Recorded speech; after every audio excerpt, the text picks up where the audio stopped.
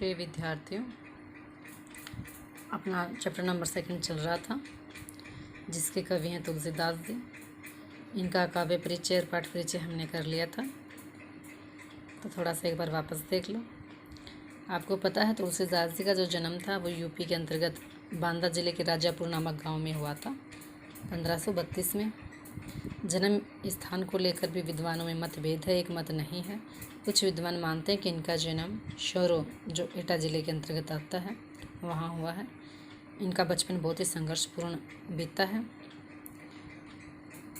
यूँ बताया जाता है कि इनके जन्म लेते ही इनकी माँ का देहावसान हो गया, मृत्यु प्राप्त हो गई। पिता ने उनको अशुभ मानकर त्याग दिया था, छोड़ दिया, और इनके घर में जो दासी थी उसी ने उनका पालन पोषण किया है, गरीबी में जीवन जिया है, और अपनी गुरु की कृपा से ही ईश्वर के प्रति भक्ति का भाव इनके मन में जगा था।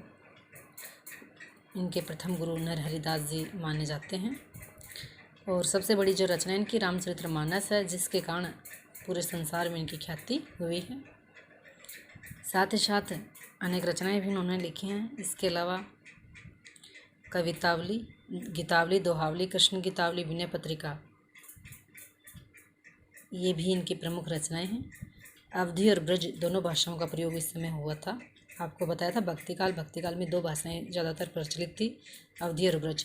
कुछ कवि ने अवधी में लिखा, कुछ ने ब्रज में, लेकिन इन्होंने दोनों भाषाओं में भी अनेक रचनाएं लिखी हैं। और 1623 में इनका देहावसान हो गया काशी के अंतर्गत। रामचरितमानस है, इसकी हम बात करते हैं अवधी भाषा में लिखी हुई है, और विनय पत्रिका कवितावली की भाषा ब्रज है। तो देखो, हमारे सिलेबस में रामचरितमानस का बाल कांड है, तो आपको ध्यान रखना है कहाँ से लिया गया है। रामचरितमानस के बाल कांड से। भाषा कैसी है? अवधी भाषा है। और आपको पता है श्री राम की भक्ति इन्होंने की है। रामचरितमानस किसकी रचना है? तुलसीदास जी। किसकी भक्ति है? श्री राम की भक्ति है। इसका मुख्य छंद देखिए, मुख्य छंद तो दोहा चौपाई है, लेकिन बीच में सोरठे, हरिगीत का आदि छंद आते हैं। लेकिन हमारे सिलेबस में जो है वो दोहा चौपाई है, एक चौपाई है और एक दोहा है, तो इसे दोहा चौपाई शैली कहते हैं। ये अन्य रचनाएं बताई गई हैं विनय पत्रिका की और गीतावली की। अपने सिलेबस के अकॉर्डिंग हम बात करें तो देखो, आपको बता दिया गया रामचरितमानस के बालकांड के कुछ हमारे छंद हैं जो किसमें हैं? दोहा चौपाई शैली में है। इसमें क्या विषय वस्तु है? इसमें बताया गया है कि सीता स्वयंवर में राम के द्वारा शिव धनुष भंग हो जाता है, यानी टूट जाता है। उसके बाद मुनि परशुराम को जब यह समाचार मिलता है, वे क्रोधित होकर उस सभा में पहुंचते हैं और शिव धनुष को खंडित देखकर आपे से बाहर हो जाते हैं। उनको बहुत ज़्यादा क्रोध होता है, क्योंकि शिव जी उनके इष्ट थे परशुराम के, और वो अपने इष्ट के धनुष के टूटने पर क्रोधित होते हैं।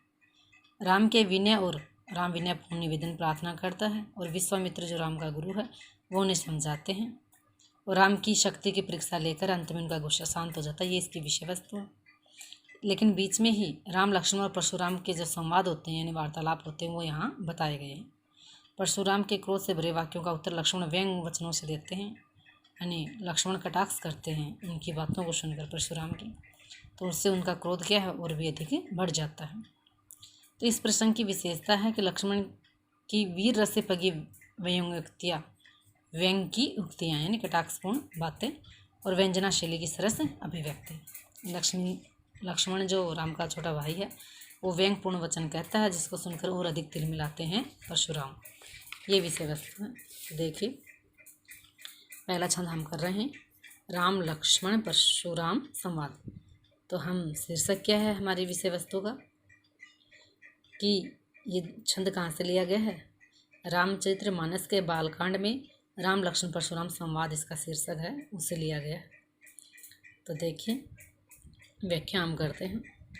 नाथ शंभु धनु भंज निहारा, होई केऊ इक दास तुम्हारा। आयसु कहा कहिए किन मोही, सुनी ऋषाई बोले मुनि को ही।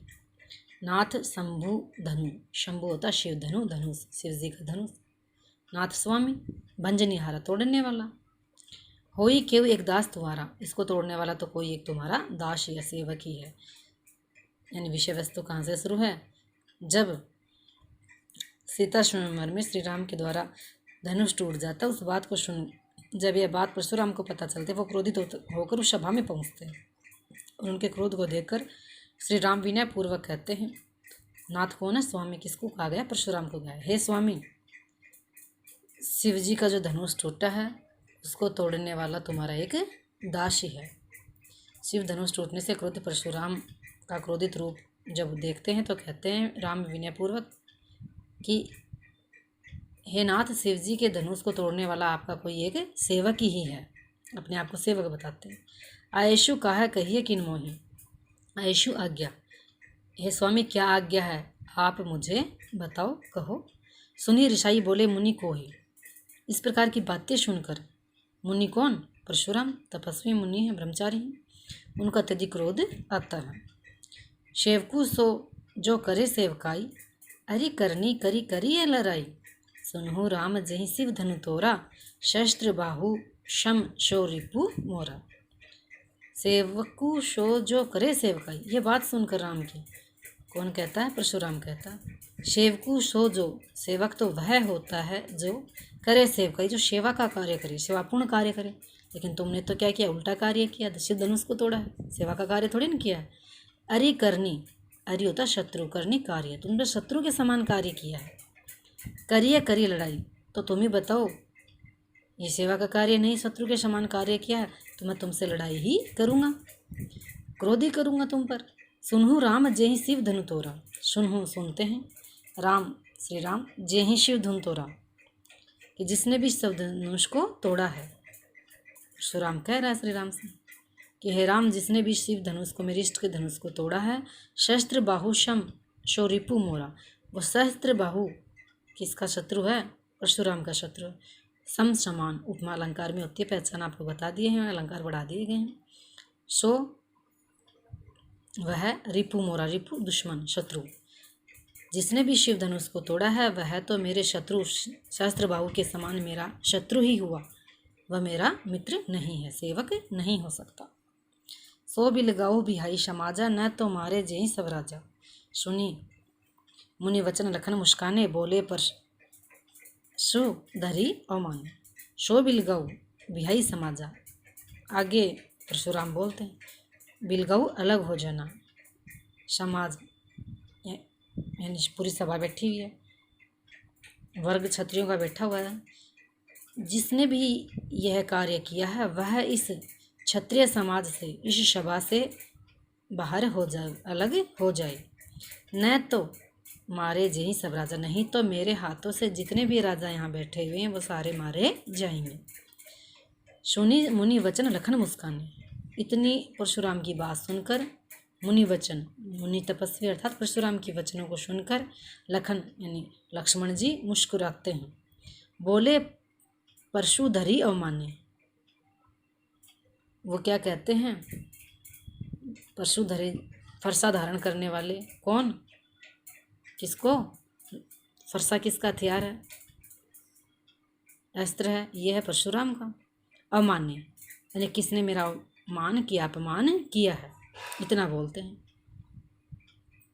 फरसा धारण करने वाले परशुराम कहते हैं किसने मेरा अपमान किया, सिर्फ धनुष को तोड़कर, वो इस समाज को छोड़कर अलग हो जाए। ये बातें सुनकर लक्ष्मण मुस्कुराते हैं। तो लक्ष्मण बोलते हैं, क्या बोलते हैं? बहुधनी तोरी लड़काई, कभू न ऐसी ऋषि किन्हीं गोसाई। यही धनु पर ममता के ही हेतु, सुनी ऋषाई कह भृगु कुल केतु। बहुधन ही, बहु अनेक, धनु धनुष से, तोरी तोड़ दी, लड़काई बचपन में, लड़कपन में। लक्ष्मण हंसकर परशुराम से कहते हैं कि हे स्वामी, हमने तो ऐसी छोटी छोटी अनेक धनु ही यानी छोटे छोटे धनुष से बचपन में बहुत तोड़े हैं। कभू न ऐसी रिस किन्हीं गोसाई, लेकिन कभू न कभी भी ऐसी रिश, ऐसा क्रोध, रिश का अर्थ गुस्सा, क्रोध, किन्हीं स्वयं किसी ने हम पर, हे स्वामी, गोसाई का अर्थ था स्वामी, हे स्वामी, किसी ने हम पर इतना गुस्सा नहीं किया। जब हमने बचपन में जैसे छोटी छोटी धनुषियाँ तोड़ी थी तब ये तुम्हारा गुस्सा कहाँ था? तुमने ऐसा क्रोध पहले तो हम पर नहीं किया। यही धनु पर ममता के ही हेतु था कारण। ममता यानी प्रेम, मोह या लगाव भी हम कह सकते हैं। लेकिन इस धनुष पर तुम्हारे इतनी ममता क्यों है, इतना प्रेम मोह है, किस कारण से है? सुनी ऋषाई कह भृगु कुल केतु। सुनी लक्ष्मण की ये बातें सुनकर ऋषि क्रोधित होते हैं। कौन? परशुराम। कहते हैं भृगु कुल केतु। भृगु इनका कुल है, वंश है। किसका? परशुराम का। केतु ध्वजा के रूप में। भृगु कुल रूपी ध्वजा अर्थात परशुराम, रूपक अलंकार भी आ गया।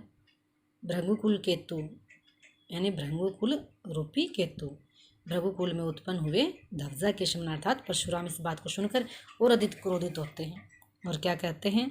रे नृप बालक काल बस बोलत तो ही न संहार, धनु शम त्रिपुरारी धनु विदित सकल संसार। हे नृप बालक, रे संबोधन है कि हे नृप बालक, हे राजा के पुत्र, अर्थात किसको कह रहा है? लक्ष्मण को कह रहे हैं। काल बस, इस समय तुम मृत्यु के वश में हो। काल का अर्थ होता है मौत, मृत्यु। इस समय तुम मृत्यु के वश में बोल रहे हो। बोलत तो ही न संभाल, बोल रहे हो तुम अपने आप को नहीं संभाल रहे, तुम होश में नहीं हो कि तुम क्या बोल रहे हो, किसके सामने बोल रहे हो। कहने का तात्पर्य है कि लक्ष्मण, परशुराम कहना चाहता है कि हे लक्ष्मण, तुमने मुझे अभी भी नहीं पहचाना, मैं कौन हूँ। धनु सम त्रिपुरारी धनु, धनु विदित सकल संसार।